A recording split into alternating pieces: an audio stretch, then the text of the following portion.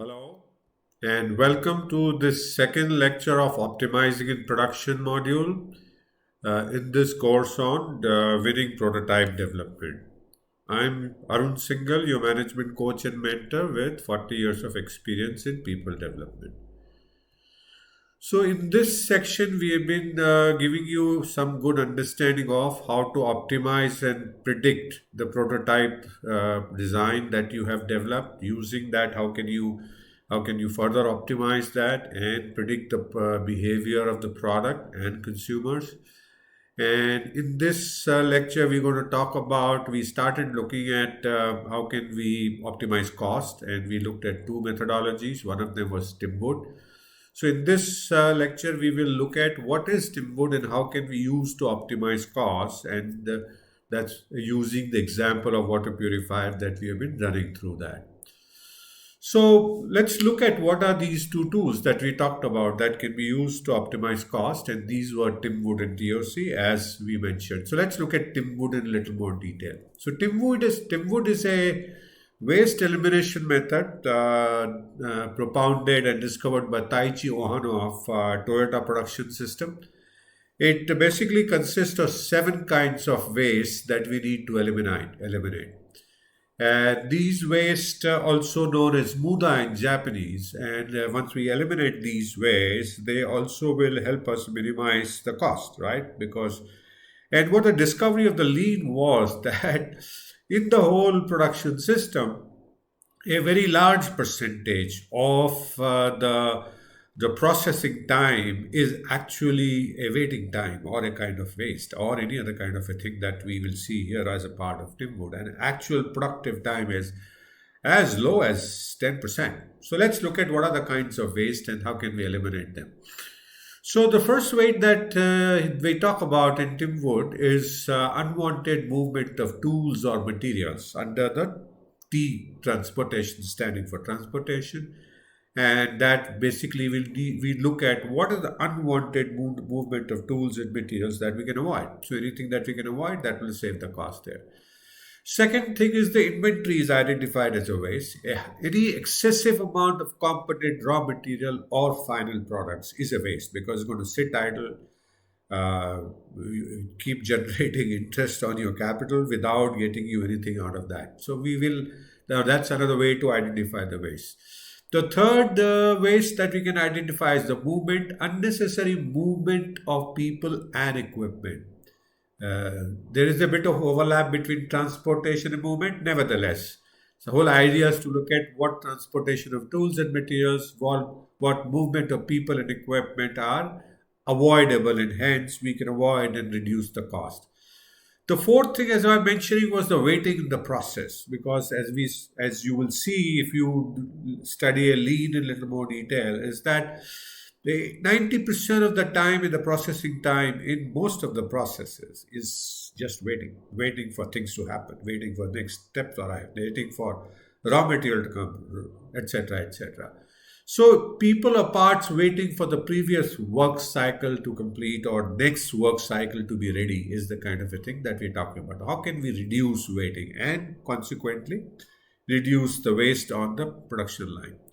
The fifth waste kind of waste is the over processing more than what is required by the customer, and that happens either it is as a result of the design parameters or as a result of being safe over the design, and that is another kind of waste. If we can process just right, that will optimize the cost there. The sixth is the overproduction, producing more than the demand from the market, and that kinds of results in the inventory of products that we saw there. The last waste is the defect, making defective parts that have to be rejected or reworked. So, producing right the first time at every stage of production is another thing that can help us minimize the cost. So transportation, inventory, movement, waiting, overprocessing, overproduction, and defect with the acronym of TIMWOOD is a way to look at how can we identify waste in our production system to produce that prototype that we are talking about, and how can we minimize the cost. Let's look at the example of this in our water purifier case and how this was used in this example to in this case to reduce and optimize? What kind of opportunities did they discover? What kind of solutions they found and reduce the cost, optimize the cost?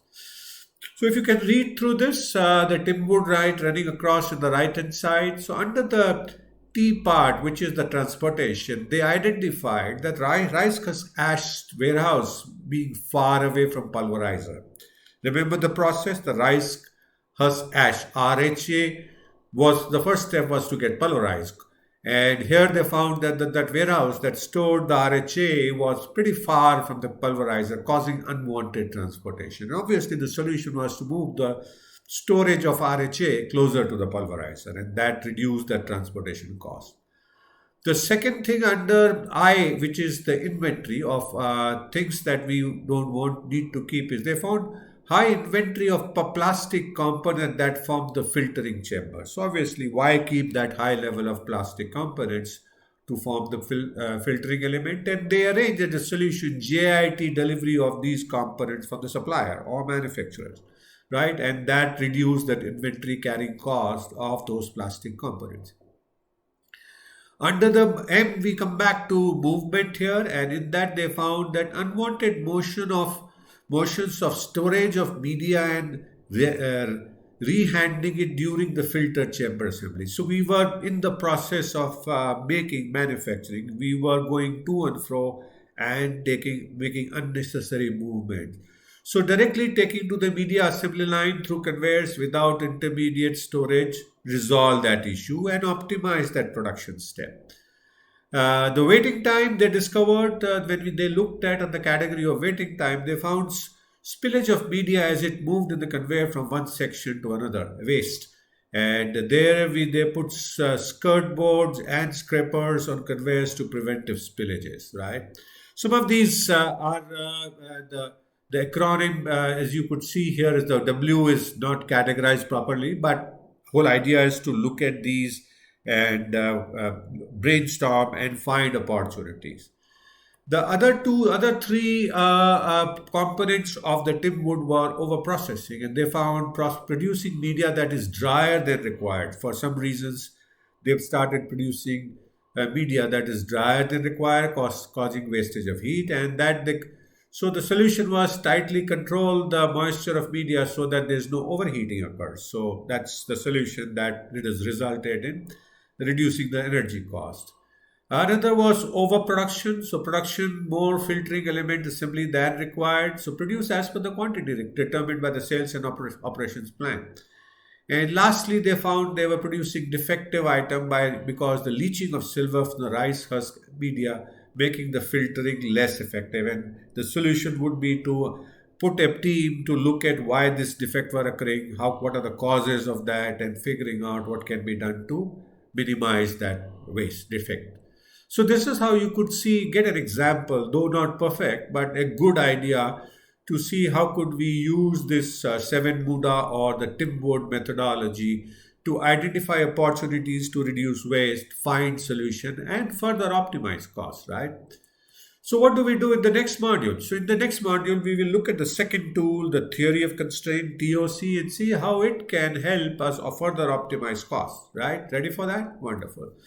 So thank you so much for watching this second lecture in which we looked at how can we further optimize costs, and we will look at how to make further prediction as we go forward in developing a winning prototype. I hope you continue to learn something new, continuing to enjoy, and I look forward to seeing you again in the next lecture.